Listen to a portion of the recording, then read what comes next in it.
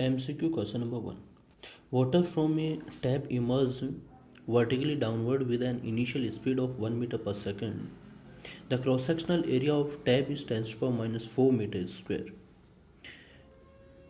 In this question, we have to find out the cross sectional area of the stream at 0.15 meter below the tap.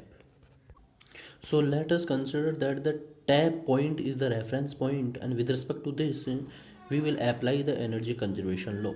So by the conservation of energy, half m v2 square equals to half m v1 square plus mgh, where v2 is the velocity at a tap point and v1 is the velocity at top point.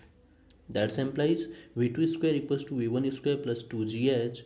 And again, from the equation of continuity, we know that flow rate is constant. So a1 v1 equals to a2 v2. That implies v2 equals to a1 divided by a2 into v1, where a1 is the cross sectional area of top point and a2 is the cross sectional area at a tap point. By putting these values, we will get a1 square by a2 square into v1 square equals to v1 square plus 2gh. That implies a2 square equals to a1 square v1 square divided by v1 square plus 2gh. That implies a2 equals to a1 v1 divided by square root of v1 square plus 2gh. By putting the numerical values of a1 v1 and h, we will get a2 equals to 5 into 10 to the power minus 5 meters square, or the area of tap is equals to 5 into 10 to the power minus 5 meters square. Option C is MCQ question number 3. Two particles each of mass m and charge q are attached to the two ends of a light rigid rod of length 2r.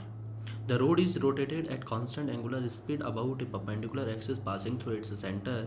In this question, we have to find out the ratio of magnitude of the magnetic moment of the system and its angular momentum about the center of the rod.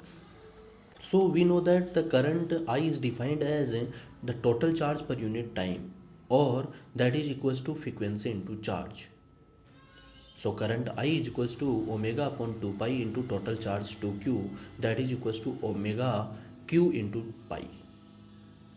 And magnetic moment m is defined as total current multiplied by area of the loop, that is equals to m, and magnetic moment m equals to q omega upon pi into pi r square, where q omega upon pi is current and pi r square is area of the circular loop.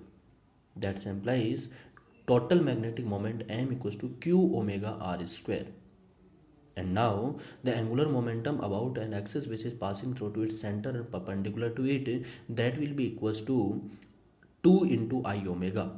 2 is for 2 particle, that is equals to 2 into mr square omega. That implies angular momentum L equals to 2 mr square omega. So the ratio of magnetic moment divided by or the ratio of magnetic moment to angular momentum equals to q omega r square divided by 2 mr square omega, that is equals to q upon 2m. So answer A is correct. MCQ question number 4. In this question, two identical containers A and B with frictionless pistons contain the same ideal gas of masses Ma and Mb at the same temperature and the same volume V. The gas in each cylinder is now allowed to expand isothermally to the same final volume 2V, and the changes in the pressure in container A and B are found delta of P and 1.5 delta of P respectively. Then in this question we have to find out the ratio of masses in container A and B. Given that the gases are ideal, so ideal gas equation is applicable, or PV is equals to nRT, where n is the number of moles. And given that the process is isothermal or temperature is constant, so at isothermal process pressure is inversely proportional to V, or by increasing the volume pressure will decrease, or by decreasing the volume pressure will increase. So for first container, change in pressure delta P is equals to initial pressure minus final pressure, that is equals to NART upon V minus NART upon 2V, where V is initial volume and 2V is final volume.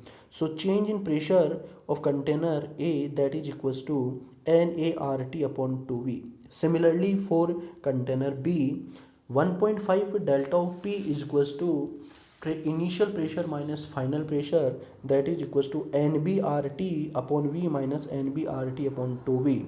That implies 1.5 delta of P is equals to NBRT upon 2V. Dividing both equation, we will get Na upon Nb equals to 1 divided by 1.5, that is equals to 2 by 3. We know that the number of moles N is defined the mass in gram divided by molar mass. So Ma upon M divided by Mb upon M, that is equals to 2 by 3. That implies 3 Ma equals to 2 Mb. Or the ratio of masses in container A to B is 2 by 3. So answer C is correct.